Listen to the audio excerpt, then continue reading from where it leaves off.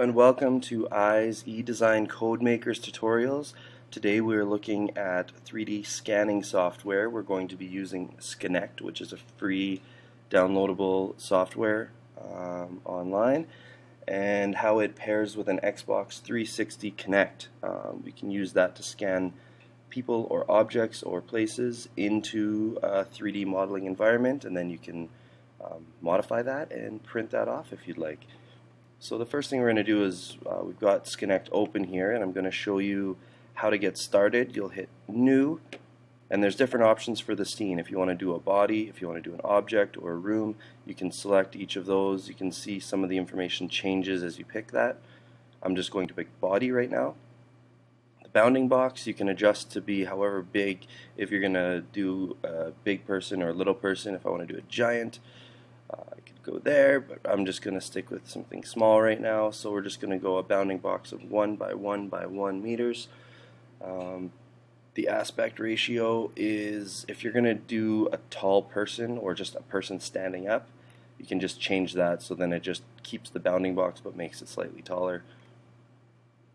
For the path, you can just decide where you want to save it. So for the instructors, you guys will have a folder somewhere that you want to export all of these, all this information.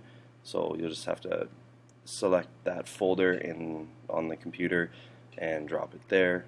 It's probably already set to that anyways. So the next thing we want to do is hit record, or we can hit start down here to apply the settings, and it brings up the scanner. So if you want to adjust the delay, you can change the delay to any time. This is how long it takes from when you hit record to when it actually starts recording, so we don't need a long delay.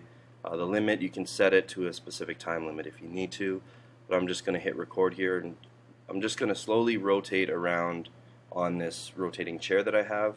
The Kinect is just sitting still on the desktop at the moment. So I'm just going to rotate slowly, and then I'm going to move it a little bit over my head to fill in some gaps at the top of my head, because as you can see from the picture of me in the middle right now, it doesn't pick up the top of my head as I'm sitting here. So I'm going to hit record, and then I'm going to turn a bit.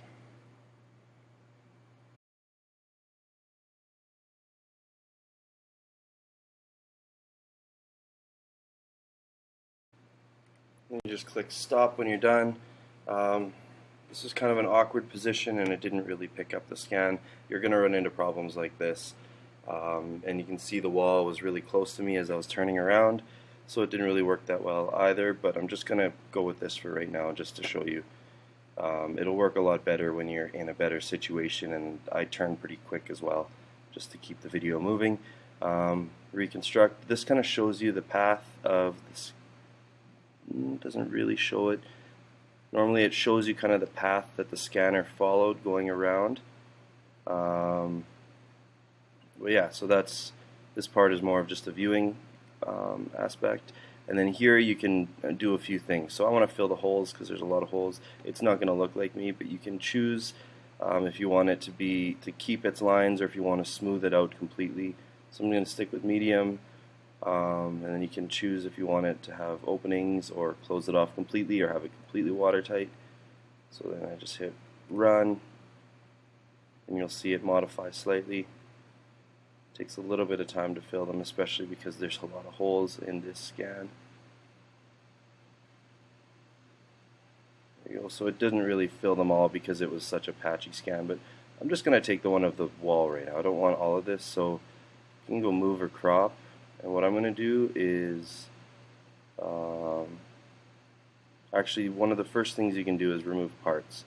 And you can say remove parts smaller than a percentage of the biggest model. So usually the biggest model is the head, and there might be little bits of things that were scanned around the head or the body that you can remove. So I'm just going to say remove anything that's like 50% of the main object.